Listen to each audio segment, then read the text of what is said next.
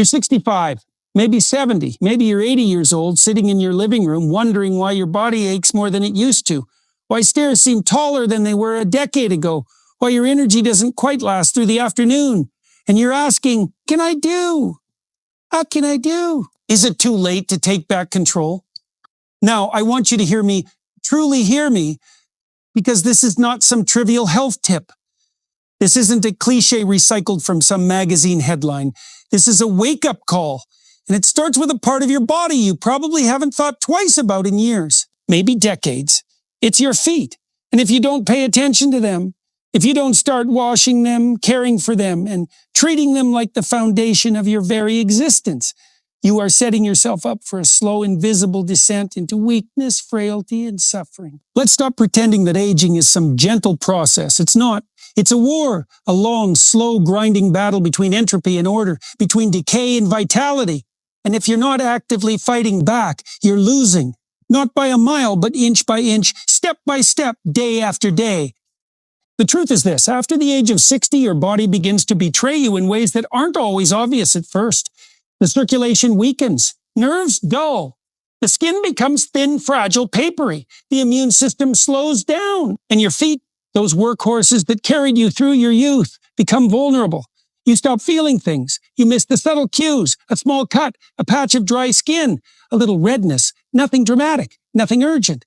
But those small things, they grow, they fester. They become wounds, ulcers, infections. And one day you're sitting across from a doctor who says the words no one ever thinks they'll hear. We may have to amputate. That's not rare. That's not dramatic fiction. That's reality for millions of older adults who ignored this simple truth. When your feet go, your independence goes. And when your independence goes, your world collapses. Now, I want to tell you a story. A few years ago, I met a man after one of my lectures. He was about 76 tall, a bit hunched, but with a sharp mind and a steady gaze. He'd been a carpenter most of his life, built homes, raised 3 children, had that quiet pride of a man who's done real work with his hands. But something had shifted. He told me, Jordan, I never thought I'd be afraid to walk. He explained that he developed a small crack on the heel of his foot. It was winter, dry skin. He ignored it. Weeks passed, it got worse. It became infected. He didn't feel it. He had neuropathy, a loss of nerve sensation from years of undiagnosed diabetes. By the time he noticed, the infection had spread to the bone. He spent 6 months in a hospital bed, lost part of his foot, had to relearn how to walk. And he said something I'll never forget. He said, I would have given anything to go back and just take care of my feet. Do you understand the weight of that regret? The pain of knowing that something so preventable, so small, led to such devastating loss. We underestimate the power of small disciplines. We think grand transformations come from grand gestures, but they don't. They come from the daily rituals, the little acts of care that seem mundane, boring, even silly. But they're not silly. They're sacred. Washing your feet every day is a declaration that your life is still worth fighting for, that your body still matters, that you will not go quietly into decline, that you will rise, even if the world says you're supposed to sit down and fade away. Here's what happens physiologically when you care for your feet after 60. You improve circulation. You reduce the risk of bacterial and fungal infections. You detect injuries early when they can still be treated. You reduce fall risk. You stay mobile, active, connected. When you stay connected, when you can still walk to the market or to your friend's house or across the room to pick up your grandchild, your mental health improves. Your sense of purpose stays alive. You don't spiral into isolation and despair. This isn't just about cleanliness. This is about autonomy, dignity, survival. Think about it. How many elderly people do you know who stopped going out simply because walking became too painful, too risky?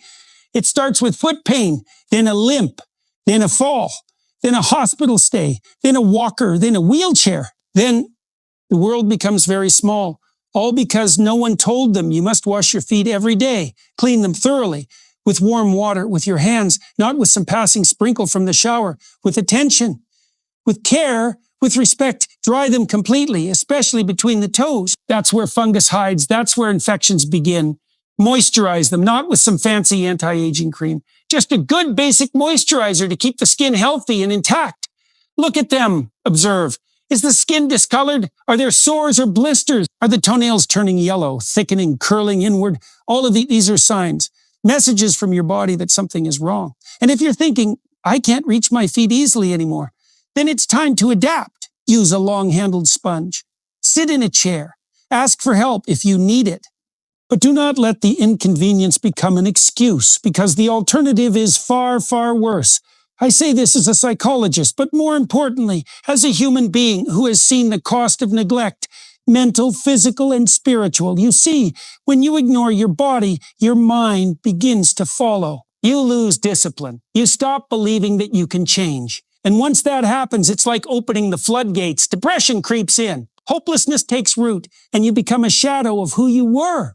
But when you care, when you wash your feet and clip your nails and maintain the smallest rituals of order, you remember something vital.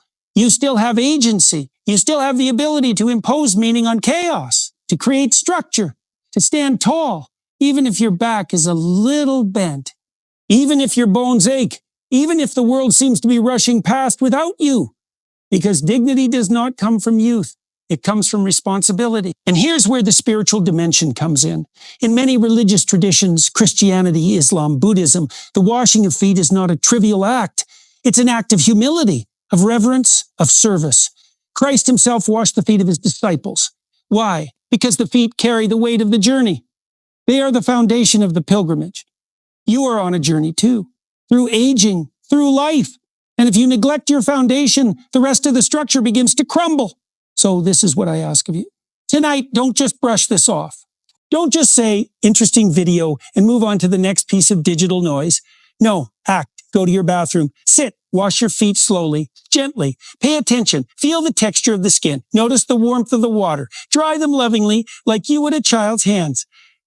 Moisturize them. Thank them for carrying you all these years, and do it again tomorrow and the next. Because in those few minutes, you are doing more than hygiene. You are choosing life over decay, order over chaos, meaning over apathy. And don't stop there. What other small acts have you neglected? What else have you allowed to fall into disrepair? Maybe your kitchen is a mess. Maybe your calendar is empty. Maybe your relationships have grown distant. That's okay. Start with your feet. Prove to yourself that you can still care. And then expand.